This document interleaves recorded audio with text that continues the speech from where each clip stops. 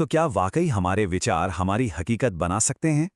यही सवाल है जिसके इर्द गिर्द आज की हमारी ये चर्चा घूमेगी। हम एक कहानी के जरिए ये देखेंगे कि कैसे सोच में आया एक छोटा सा बदलाव किसी की पूरी दुनिया बदल सकता है। और देखिए, ये कोई नया विचार नहीं है।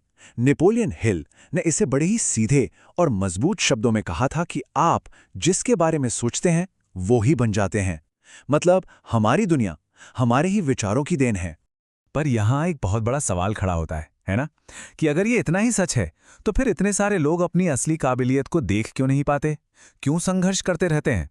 तो आगे आने वाली कहानी इसी पहेली को सुलझाने वाली है, और इसका जवाब शायद हम सबको चौंका दे। तो चलिए शुरू करते हैं। हमारी कहानी की शुरुआत होती है एक ऐसी सोच से, एक ऐसी मानसिकता से जो सीमाओं में जकड़ी हुई है। इसे कहते हैं अभाव की मानसिकता। और यही सोच हमारी कहानी के मुख्य किरदार की पूरी दुनिया थी। जरा सोचिए, एक भीड़-भाड़ वाला रेलवे स्टेशन।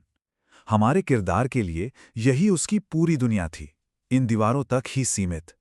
उसकी हकीकत क्या थी? बस हर गुजरते हुए चेहरे से कुछ मिल जाने की उम्मीद। यही उसका रोज का संघर्ष था, उसकी रोज की जिंदगी। और यहीं पर दो बिल्कुल अलग-अलग दुनियाएं आमने सामने आती हैं। एक तरफ है ये सोच कि जीने के लिए सिर्फ लेना पड़ता है, और दूसरी तरफ ये समझ कि असली मूल्य तो लेन देन में है, यानी कुछ पाने के लिए पहले कुछ देना होगा। और अब कहानी में एक ऐसा मोड़ आता है जहां कोई पैसा नहीं, बल्कि सिर्फ एक सवाल सब कुछ बदलने वाला था। तो भिखारी की उम्मीदें वैसी ही थीं जैसी रोज होती थीं। उसने सोचा कि ये अच्छे कपड़े पहना हुआ आदमी उसे कुछ अच्छे पैसे दे देगा। लेकिन उसे पैसे नहीं मिले। उसे मिला एक ऐसा सवाल जिसने उसकी सोच की बुनियाद ही हिला दी। यही था कहानी का वो सबसे अहम मोड़, जहां से सब कुछ बदलना शुरू होने वाला था। वो शब्द उसके दिमाग में बस गूंजते रहे, बार बार। शायद जिंदगी में पहली बार वो ये सोचने पर मजबूर हुआ, क्या मेरी जिंदगी का मकसद सिर्फ मांगना ही है? मतलब एक नए विचार का बीज तो बोया जा चुका था। अब देखते हैं कि ये बीज कैसे एक पौधे का रूप लेता है और एक्शन में बदलता है। 2 दिनों तक वो बस सोचता रहा, और फिर उसे प्रेरणा मिली एक ऐसी जगह से जिसकी उसने उम्मीद भी नहीं की थी। कुछ जंगली फूलों ने उसे एक नया रास्ता दिखाया। उसकी जो नई रणनीति थी वो बहुत सीधी सादी थी, लेकिन उसके लिए एक तरह से क्रांतिकारी थी। उसे एहसास हुआ कि उसे बदले में कुछ मूल्यवान देना होगा। तो उसने क्या किया? हर सिक्के के बदले में वो एक फूल देने लगा। और नतीजा चौंकाने वाला था। उसे सिर्फ ज्यादा पैसे ही नहीं मिले, बल्कि जिंदगी में पहली बार उसे लोगों की आंखों में इज्जत और चेहरे पर मुस्कुराहट भी मिली। अब वो एक बहुत गहरा सबक सीख चुका था कि ये भीख नहीं थी, ये तो एक तरह का व्यापार था। जब तक उसके पास देने के लिए कुछ था, लोग खुशी खुशी उसके साथ लेन देन कर रहे थे।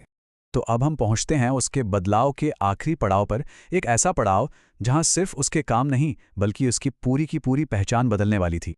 और जब उसकी मुलाकात उसी व्यवसायी से दोबारा हुई तो वो अब पुराना भिखारी नहीं था। इस बार उसने बड़े आत्मविश्वास के साथ एक लेनदेन की पेशकश की। उस व्यवसायी के शब्द सिर्फ तारीफ नहीं थे, वो एक तरह का ऐलान थे। उन शब्दों ने उसके मन में एक नई सच्चाई को जन्म दे दिया कि वो अब भिखारी नहीं है। और बस उसी पल उसे एहसास हुआ, मैं तो एक व्यापारी हूं। और इस नई पहचान के साथ उसने अपनी पुरानी जिंदगी को हमेशा हमेशा के लिए पीछे छोड़ दिया। ये टाइमलाइन देखिए, ये दिखाती है कि ये बदलाव कितनी तेजी से हुआ।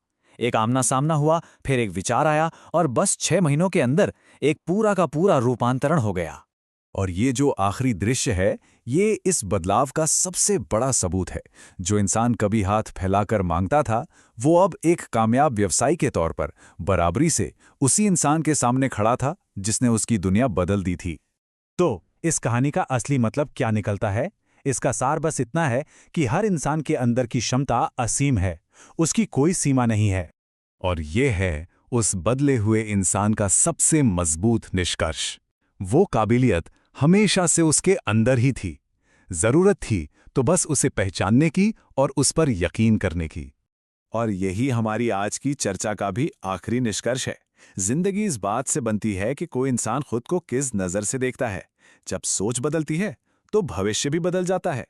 ये कहानी आखिर में एक बहुत ही गहरा सवाल छोड़ जाती है। हर किसी के पास देने के लिए कोई ना कोई फूल होता है, कोई ना कोई कीमती चीज होती है। असली सवाल तो ये है कि क्या उसे पहचाना गया है,